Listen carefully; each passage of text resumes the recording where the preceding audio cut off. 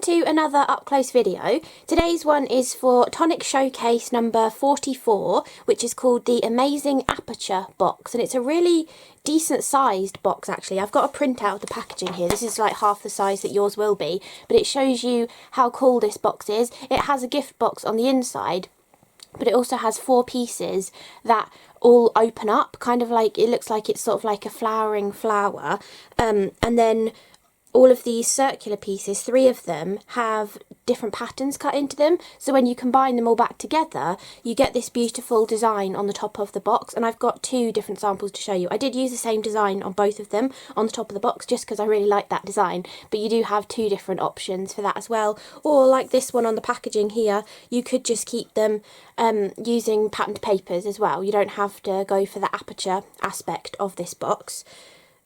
Also, I don't always get to show you this because I don't usually have the packaging or anything printed out, but on the inside of your packaging you do have all of the instructions of exactly how to put it together, and it tells you exactly how to cut the decorative panels or patterns into each of the panels to get them in the perfect position. And when I first did this, I followed these and I laid them all together and I was like, hang on, this doesn't line up. But then I was being stupid because I laid them all together like this, like I kind of had them all laid out like this and scooped them together. But obviously when you're putting them on the box, they're going to be opposite each other. So even if you die cut all of these and you think, hang on, these don't line up properly, once you actually put them on the box, they do line up properly because you're putting them like opposite each other. So then the different flowers come in from different angles and they all, 3 of them join together to create one full central piece on the top of the box, like so. So it does work perfectly by following the instructions, and the way you can do this is they've been really clever and they've put different numbers of notches in the patterned dies and also in the panel die that cuts this side piece as well, so that you can actually line them up. So you can cut like one, which is the 1 notch with the 1 notch, and then you can cut another piece and then you line up the 2 notches with the 2 notches and you get the second design, and then you line up the 3 notches with the 3 notches and you get the third design. So it's actually really clever the way that they have designed this die set to work. And obviously, as you can just see from looking at the die set, it's got beautiful patterned panels in here for creating your cards with as well. So if you want some card making ideas, obviously I'll show you them at the end of the video, but also tomorrow's tutorial video, I think I'm going to call it inlaid die cutting rather than paper piecing, because I've done some cards where I've like taken the patterned panel, cut it into my main card panel and then put adhesive behind it and put the pieces back in, which I know technically is paper piecing, but you're then kind of creating a completely flat piece because you're inlaying the pieces back into the design. So I'm going to go with calling it inlaid die cutting for the technique, for the tutorial, because I have already showed paper piecing in batch making before in a tutorial. So I'll try and link both of those at the end of the video if you're interested in you know, any kind of paper piecing or batch making and everything as well, because you can really make use of all of these panels.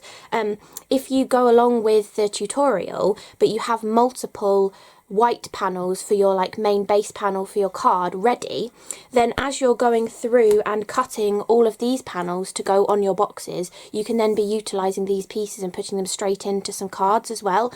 Or you could paper piece the panels for the boxes and then use the spare die cuts from cutting bits and pieces for the paper piecing on your cards as well. So there's so many different ways. I just wanted to kind of combine this sort of a box with some sort of paper piecing or inlaid die cutting because of these beautiful designs on here that you may want to paper piece on the box or use on cards, and you kind of can use all of those like technical waste pieces that fall out of these designs to kind of get double the amount of what you're doing. So hopefully it kind of all makes sense, and you know, you'll enjoy that tutorial video tomorrow. And do let me know in the comments actually, have you got any ideas for tutorials that you want me to do that would relate to Tonic launches really well? So is there a nouveau product that you really want me to show you how to use in a tutorial? Or, you know, is there something that would lend itself to a lot of the kind of die sets that Tonic release as well? Do let me know, because I would be very interested to hear what your suggestions are as well. I do have a bit of a list going, but some of them I can't really equate them to a Tonic launch because I'm not using nouveau products and stuff with it. So yeah, do let me know if you have any suggestions for that. So, sorry if you can hear trip-trotting, it's Pumpkin walking around with a tennis ball in her gob, and now she's giving it to me. Thank you. So hopefully we won't have too many Pumpkin interruptions whilst I'm filming this video. But basically there aren't too many dies in this die set. It's quite a simple box to put together. And the first die that I'll show you, this actually creates the main box of the piece. So this inside box that I've done white on this one. This is what creates that, and you need 4 of these. You stick them together at the glue tabs, and then this piece here, you definitely want to pre-fold this and do a nice burnish with your glide folder or your card creaser. And this actually allows the corners of the box to, instead of being straight pointy corners, they curve around this beautiful rounded corner of the top and bottom of the box, which looks fantastic. It's a really gorgeous design, that beautiful curve, and I really I can see this coming into like other Tonic die sets as some other different kind of element as well. I think that's going to be a nice kind of recurring feature that they might bring out in some other die sets, like when they mastered, you know, doing the glue tabs and stuff for a circular box, and there were a few different circular boxes that came out. So I think this might come up again, going round corners. I think it's a really cool way of getting that beautiful curvedness to a box. So that's the main die to create the main inside box, and it actually goes this way up, because this you stick together to create the bottom of the box. So for this one you take this piece and this just becomes the bottom of the box, and you'll stick the glue tabs in the centre, and then these little glue tabs will curve around this corner, and it's really neat. When this goes together it looks really neat and lovely, so it's a really gorgeously designed box, this one. So that'll be the base of the box, but then you can see the glue tab on the top of the box is different. It's got a little dip in it because the top of the box has a circle cut out of it. So in the die set you get it nested inside it. I really need a magnet, I can't pick them up today. So for the top of the box you nest this circle, the plain circle, back inside it, and then cut them out together, so you get a circular hole in the top of your box, which allows you to place your gift inside. And you can kind of see as I'm opening this how it all goes together and they slot inside each other. But you have your circular opening to the box. And if you want this decorative pattern on the outside, but you also want to not have to like open the box, you could just cut those full circles into all of these panels and they can all overlap, and then you'll still have a circular opening, maybe for a small pot plant, or maybe you're turning it into a fancy tissue box or something. You could utilise this kind of cool wraparound feature but not have it as an opening. You know, you don't have to open the box up, you could just have it as a hole that goes all the way through it. So I'll just put that back like that for now. So that is the like top and bottom of the main box on the inside. So really simple to put together. It's literally just 3 dies to create that. But then you can also give it little feet as well. So if you want to make it look fancy, you can give it tiny little feet on all 4 corners, and they have again that beautiful scored kind of detail on them to give that curve around the curved corner of the box. And you would cut one of these, this part becomes the leg, and these are the glue tabs which glue it to this piece, which just allow you to kind of make the leg ahead of time rather than trying to stick this around the curved bottom of the box. So you put those 2 together, and then you use this part of this die to stick your legs to the box. And then you also actually, the instructions tell you to do this as well, you take an extra base piece and place it onto the box once you have stuck the legs on, so it hides anywhere where you have stuck those legs on, so they kind of just look like they're floating on there as well, which is a really nice way of finishing it off. Sometimes you can kind of see where legs have been attached, but because these attach right to the edges, you can get away with putting another one of the base pieces on there as well, which I think is a really nice extra sort of bonus piece as well. Then, to create that fancy wraparound on the box, it's literally just this die plus any decorations that you want to use. So you've got the glue tab here on the end. This is how you attach it to the box. This is the piece that comes up the side of the box that you can cut into if you want to be able to see the colour of your inside box through the decorative design. or you can cut panels and stick them onto there, or pattern papers or whatever you want. Then you have a little slit here which these tabs slot into to kind of hold all of the layers together as you're sort of flipping them over the top of each other to create the main focal design.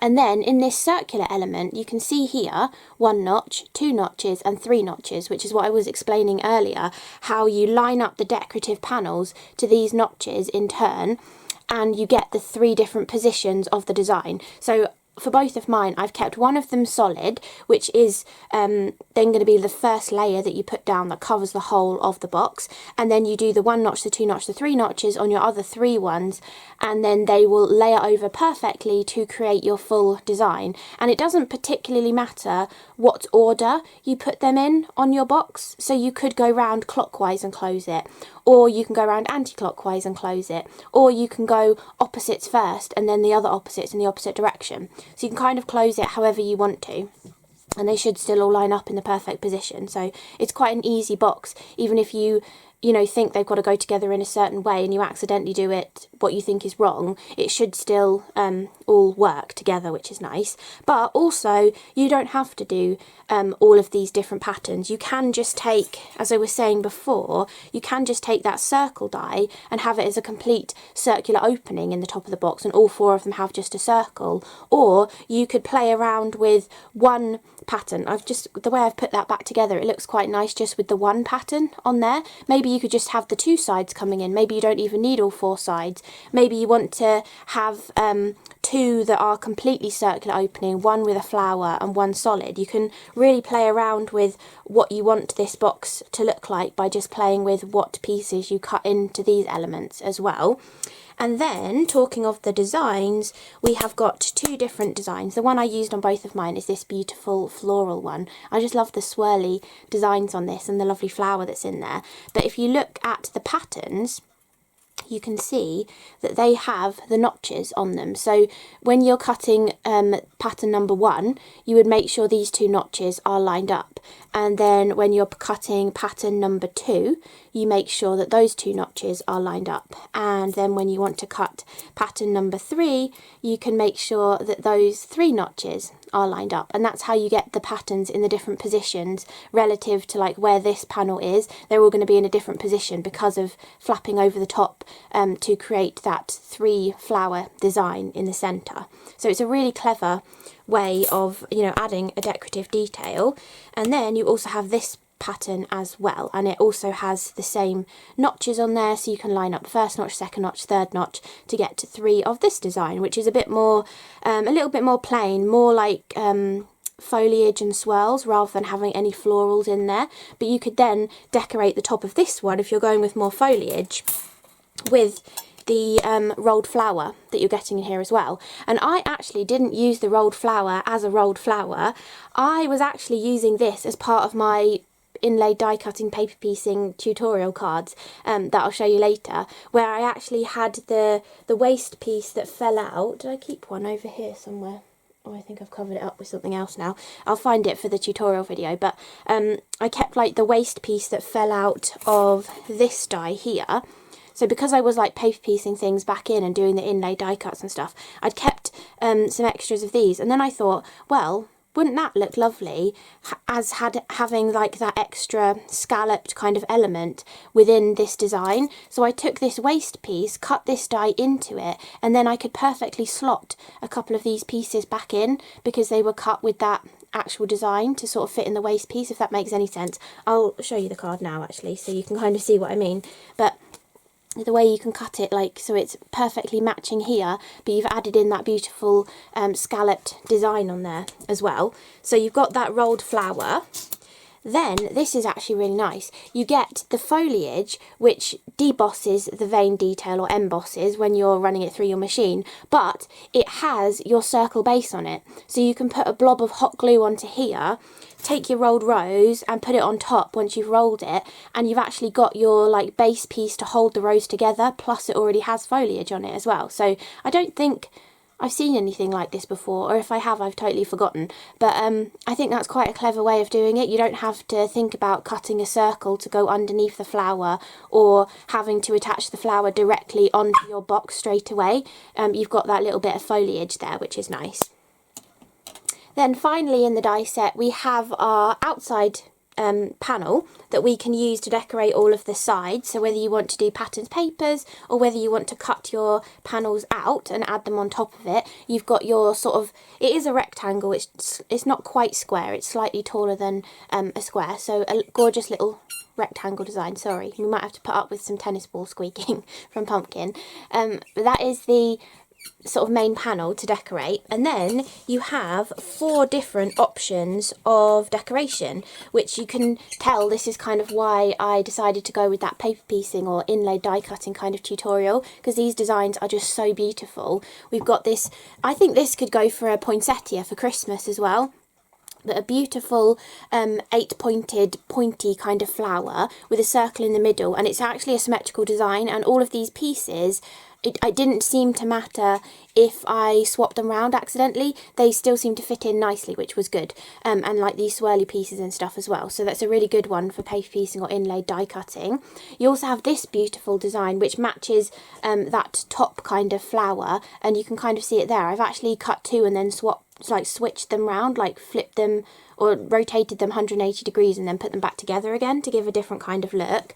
But really pretty design. I didn't actually paper piece that one, I think that, or inlay die cut it. I think it would be a little bit of a labour of love to do that one because there's quite a few small pieces, but I do think that would look really beautiful in the same idea as the cards that I'm going to show you in a minute as well. And then you also have 2 that have beautiful wording on them. So this one says, "Hope this brings a smile," which I really like that one, and this one's actually a slightly smaller than the others, so you get a slightly larger border around, which is quite nice. And then this one says "Birthday Wishes," and you've got a beautiful flower down there as well, some gorgeous foliage, some swirly details too, so really pretty designs. So I'll put all of these dies away and then I'll show you the samples that I've done. So we'll go with this one first, as this is the one I've already opened and kind of partly shown you. So this is kind of how the whole box opens up, and this one I've cut a lot of detail into it. So all of the side panels have detail. Opposite each other says "Birthday Wishes," and then opposite each other the other way has the one flower design cut into the sort of blue cardstock that I've used, and then the other flower design is cut into some mirror card and then flipped the wrong way round and stuck back on top. And you might think, how does my mirror card have a blue back to it? Well, I didn't want you to be able to see the white showing through, because sometimes I feel like it looks a little bit ugly having the white of the back of a mirror card. So I took 430 ultramarine and coloured the back of the blue mirror card from Tonic, and it works really nicely to kind of match in with that colour tone and just colour the back of the card. So if you ever have anything where you're wanting to shadow it but you can like see the back of the cardstock and you think it looks a little bit messy or not as neat, seeing the white of the cardstock, just look through your Nouveau alcohol pens, you know, and see what you've got to sort of colour match it. I just take my swatches and hold it up against the cardstock and then just go, oh, this colour's, you know, the closest one that I've got, I'll try that one, and then it usually works really nicely. So that's just a tip for colouring the white back of a card. Then you can kind of see sort of like how beautiful this box is. This one, I left this plain because I've got the detail cut into the dies and I wanted the white to show through. But the other one that I'll show you, I've left these solid, and then I've also put a patterned panel on here as well. So you can kind of, maybe you'd have the pattern on the outside and the sentiment hidden on the inside. So perhaps it's a birthday gift, but they could keep it out all year round because like the word birthdays are hidden within there or something. Or you could maybe write personal messages on there, or put photographs on the inside and then the patterned panel is hiding them when the box is shut or something. There's lots of different ways of kind of playing around with it, but it's a really clever different box that I've not really seen this kind of design before. So the way you close it then is you take one side up, and I'm using the solid side because I want that to be the base layer. And then I think what you're supposed to do is slot this one back through the first slot of the next piece. And then you have this tab here, which then slots into the opposite slot as well. So I feel like that keeps it really nice and sturdy. I know you will see this tab poking out at the side, but I think that keeps it more sturdy having them both locked into each other. And then you can repeat this for the opposite direction as well. I have put some faux stitching on my top layer, so I know that's not the right one to close next. I want to close this one next and then bring this one over as the last layer. So we can slot this slot into the opposite side and then slot this one into the final side to bring it all together, and then that is your finished box put back together with all of the beautiful decorations on the side. So that's the birthday wishes, and it's cut out and shadowed just with a tiny little drop shadow of the main patterned panel and then the mirror card on top. And then this is the gorgeous all over flower pattern, but I've swapped them around, and to avoid putting glue in the wrong places when putting this panel back over the top in the opposite orientation, I actually just stuck this down with some 3mm red liner tape. I just put it all the way around the edges and then stuck it directly over the top, and that worked really nicely to keep it into position. So that's the first one that I did.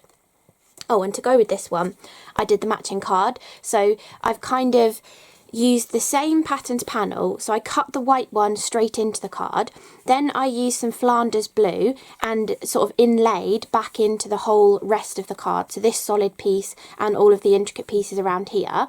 I took the mirror card and pieced it back into the flower. Then I decided I wanted the flower to be more blue rather than just the white, so I cut another of the decorative pieces and snipped the flower out from the blue cardstock. Then I wanted to tie that in, so I took another piece of the blue cardstock, cut the plain circle into it, and then used my scissors to cut it off at like an octagonal kind of shape, just to add as a little frame to go around it. And then I did what I was explaining earlier. I took the leftover piece of the one that I had cut to do the paper piecing here, and I die cut the rolled flower into it, and then I've placed those pieces back onto there to give a different sort of patterned extra element to it. And the sentiment that I used was the Simply Sentiments A6 stamp set, if you wanted to know that as well. I just thought sending hugs was a cute little sentiment, so it's kind of like birthday wishes and sending hugs, they kind of go together. So that's sort of like a matching pair on those. Then the other box that I did is this one. I really like this colour scheme. It's the sea salt green and then like the pistachio kind of colour, and then I think this is called coffee cream, the pearlescent cardstock. Really, really pretty colour combination. I really liked how that turned out. And even though I'm using the 216 GSM Craft Perfect texture cardstock, it is still strong enough for the base of this box, which is nice. So you can get away with just using your texture Craft Perfect to decorate. And then for this one, I've kept the solid and I've used the pistachio as the outside pattern on here. And what I was saying before about the whole paper piecing, inlay, die cutting, if you wanted to utilise all of the fall away pieces, then you could definitely have multiple, so this is the card that I've made, you could have multiple of these panels prepared with the double-sided adhesive behind them, and then every time you cut one of these panels ready for your box, you could take those excess pieces and place them wherever you want to. And you can also do this even further. If you're mixing in different colours, you could have 4 cards that utilise all of the small flowers like this, but then you could also have 4 cards that utilise the flower petals, and then you could also have 4 cards that utilise where I've put the darker sea salt colour in there as well. So you can really get a lot of cards out of all of your panels if you are prepared and kind of think about it ahead of time. It is kind of a lengthy kind of process. I often feel like it's a really good idea to do something like that, and then you kind of start doing it and you're kind of like, oh my goodness, I'm going to have like 12 cards at the end of this. But it is kind of it's a fun task to do if you're in the mood for placing lots of bits and pieces down. And in the tutorial video I will show you kind of like a cheats way of adding some of these smaller pieces back in as well. But I just thought I'd mention that in case any of you are thinking, oh, we could utilise all of those fall away pieces. You know, you definitely can. So that is the outside of the box, where you've got the solid wraparound pieces for the sides, but I have cut in the detail on the tops of them again. So all three of those have the detail on the top, and then I've put a solid pistachio circle for the base one, and then you've got the hole in the box as well. But I've also put the decorative panels on the inside cut from that same pearlescent cardstock, because I feel like that goes really nicely together. And then where those flowers are in the centre, I think you can just about tell, I've just used some of the Aqua Shimmer glitter gloss just to add a little bit of sparkle on those flowers.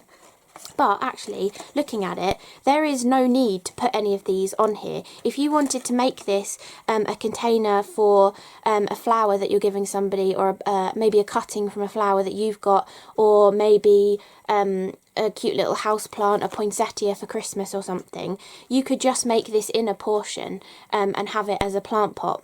You know, a temporary plant pot to give to somebody to decorate up a gift nicely, like a plant gift. So there's nothing to say that you have to put all of these excess pieces on. It makes a beautiful box just with the main base portion as well, especially with those rounded corners. It's a really unique kind of design. But this is the second one that I did. And again, folding it up, you go with the solid one first, and then you slot in the opposite just there, slit that back down into that slit, and then you bring these two opposites across. I didn't put anything to distinguish between these two, so it doesn't matter which order I do them in. And then you pull those across like so. So that is the finished, gorgeous little amazing Aperture box. And then let's go back to the coordinating card for this one. I've used all of the same colours, and I've used one of those Simply Sentiments again. I just did just for you. But look at the beautiful, I really like that colour combination. It looks so pretty all together. Really, really gorgeous. The cheats way that I show you how to get all of these lighter green cardstock pieces in the background, you do kind of end up with a little dent in them from where you've poked them with a pokey tool. I don't think anybody receiving your card would think, hey, they've poked them with a pokey tool to get them out of their die. But you know, as a crafter, you kind of think somebody's poked that with a pokey tool, because you can see the little dent in it. But yeah, that's kind of like a cheats way of getting all of the pieces out of there, so I will show you that in the tutorial video. But I really like how this card turned out, and to kind of, so this is completely inlaid die cutting because it's all flush with the main panel of the card, but I wanted to add a little border around the edge. So to do the border, all you need to do is take that main rectangle die that's supposed to cut out the panel to put it onto your card.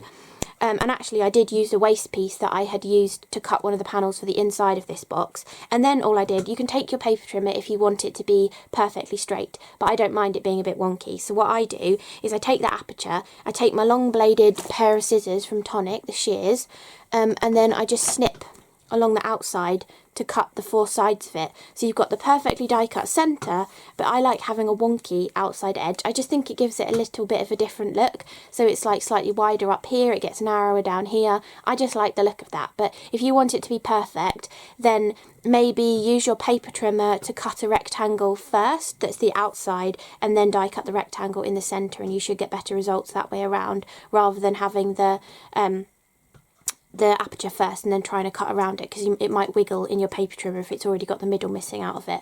But I just love adding a little border like that to a card. And similarly on this one, I did the same thing by adding a border. I just used plain craft card to add the border, and it kind of looks like a piece of artwork with like a mat around it in a wooden frame, the way I've kind of put that together. But this is showing inlaid die cutting, and then the whole thing is just inlaid with the same piece of card, but using a pattern on the card kind of emphasises the technique a little bit more, because the pattern is continuous behind the die cut, whereas when you're just using you know, the plain colours, or I mean, this has got a texture but not really noticeable kind of texture that you can tell if it's lining up or not.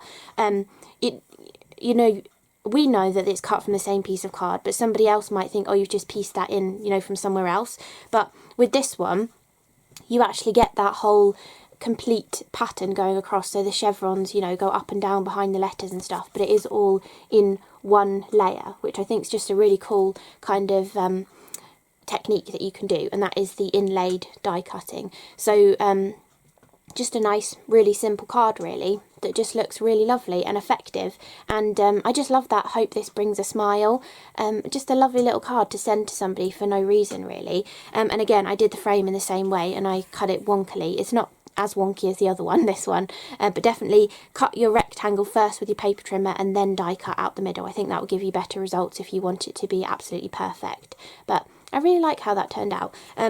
So I hope you enjoyed this up-close video looking at the showcase number 44 die set from Tonic, which is called the Amazing Aperture box. And I hope you like the fact that I did a box with a matching card, because I kind of feel like if you're making a gift for somebody, it's quite nice to make a gift box with a matching card as well. So yeah, really hope you enjoyed the video. Thank you so much for watching, and don't forget to tune in to the tutorial video, which will be up tomorrow as well. So thank you, bye!